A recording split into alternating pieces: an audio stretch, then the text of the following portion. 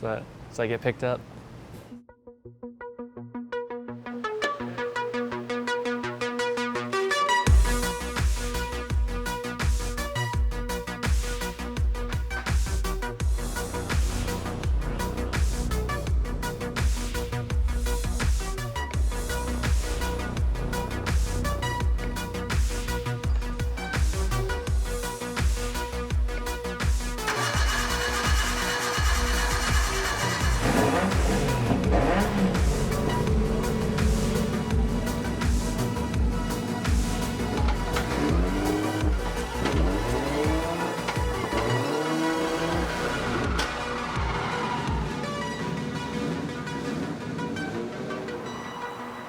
At this point, we're just trying to get the cars together and get out to the track. It's probably 1 or 2 in the afternoon, so it's mid-business day.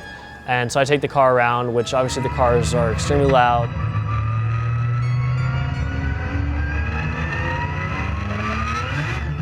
And they're very noticeable, especially at this point, because we're going out to go test in the cars without really any body panels on it. So I'm kind of just driving the car up and down the street a couple times.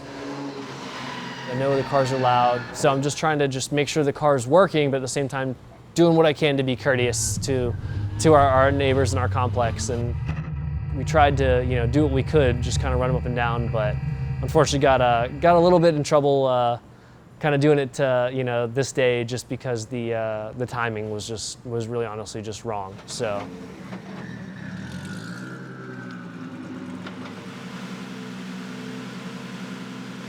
The cars are done now, they're complete as far as the build stuff goes, and now it's time for tuning. We call up our tuner, Martin, from RSenthalpy, who has been tuning for us through the shop with mail-in ROM tunes that we sell through the website for probably about 10 years or so now. We've been working with him. This will be the 2nd year that I've had him tune a car for me.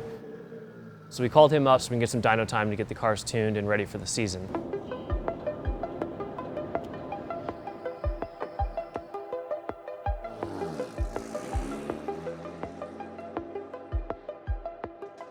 First up we do is Nate's car.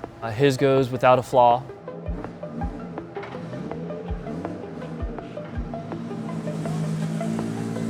We get my car on the dyno. We get a few passes in to get the car tuned for low boost and high boost now.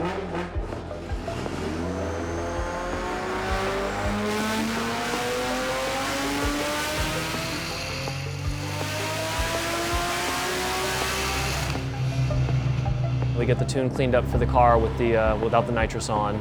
So now we're working on getting it ready for doing the nitrous tune, just to make sure that our air-fuel ratios are good, the motor's happy on it, and it's all set up and working.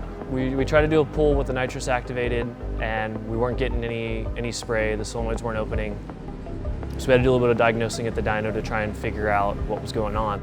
We started digging into it and found that there was, I think, a small setting in the computer itself that was either disabled or was switched in a different way than what we had thought it was and how we'd wired it. But after the car had idled with the nitrous spraying for a little bit, it actually built up a charge of nitrous and fuel in the intake manifold.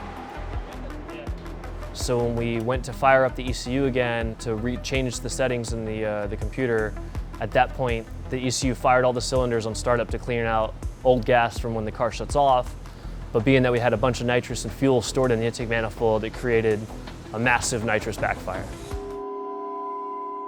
As the ringing in our ears are finally starting to go away, and we're kind of getting our thoughts back together from just the concussion of the boom from the nitrous backfire, it was probably one of the loudest things I've heard for being as close to something pretty much blowing up. It was crazy how we just looked out so well on it. The intake manifold didn't have any cracks or didn't explode itself or blow out. Whoopsie! It was actually the throttle body itself. From being in the closed position when the nitrous backfire happened, it pretty much just, the air bypassing tacoed it open so that way it would let the charge out.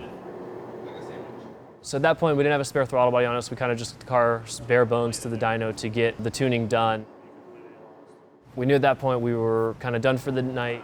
I had to pack up and head back to the shop to locate our spare throttle body to get the car back together and back out to Martin the following day to get finished getting tuned. Now that we have all the ECU settings correct, our wiring's double checked and all that working, and we've tested it here at the shop. Once we confirmed all that, we gave Martin a call. His normal location for doing the dyno tunes was tied up for that evening, but luckily he had another place for us to go. The guys over at Proven Power out of Tampa as well was more than welcoming to have us out there to get the car tidied up for the tune and finished up for the night. We do just kind of a basic, just clear, no nitrous pool, make sure everything's warmed up and ready. So everything seemed clear on that, and at that point it was time to work on the nitrous side of the tune again.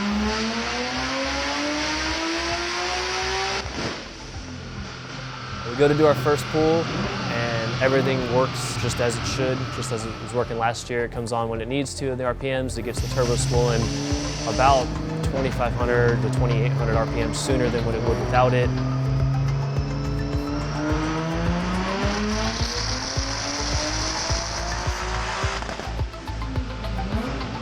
It's definitely an awesome thing to have on the car. With the RB being a 2.5 liter, it's a smaller displacement engine. And with the 35R turbo, it's kind of a bigger size for that engine displacement, so it takes a little bit more to get it going, a little bit higher RPM, a little bit more time, being that the engine's so small. But the nitrous is kind of the breaker for that, and that's where, when the nitrous activates, it gets the turbo spool in way earlier, almost instantaneously, as soon as the nitrous fires and the car's off.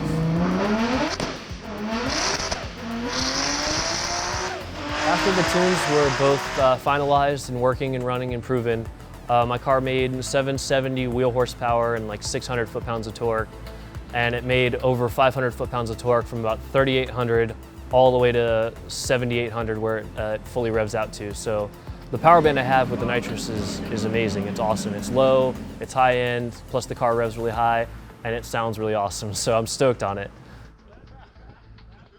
Now that the tunes are finalized, we're just ready for testing. The cars, we take them back to the shop. We got a couple days before our scheduled test day, so we have a couple little things interior-wise to kind of button up and get together.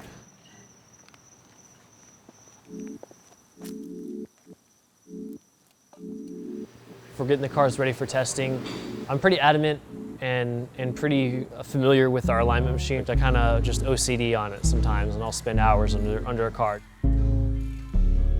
Just before testing, we do a finalized alignment for our setup.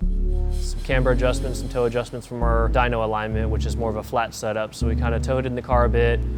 We added some camber to it to kind of get the car, when it squats, to be at a better alignment position than where it would be with the straight up setup.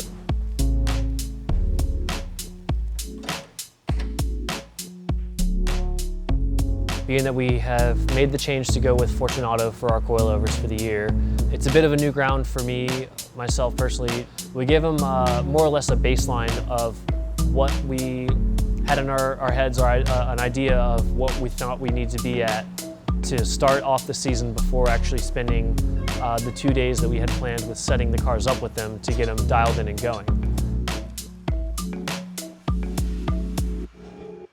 Once the coilover showed up and physically got to actually see the product is when it all kind of came to light, and how much detail work that they put into each one of these kits. It's being that they're all actually hand-built here in the States, they're all valve to spec to car. I mean, you can make any change you want to them and they're gonna build it for you exactly how you want it, which is super awesome. And so they were able to take that information and kind of dial in from my information and using theirs, just an idea of a good baseline for the cars that we were able to go and take to practice and actually finalize and dial in. So then after the alignments themselves are done, we loaded the cars into the trailer and we're ready for the next day to go out to Orlando Speed World to get 2 days of testing with the guys from Fortunato in town to help us dial in the coilovers themselves to get all the traction we possibly can out of the cars for the upcoming events.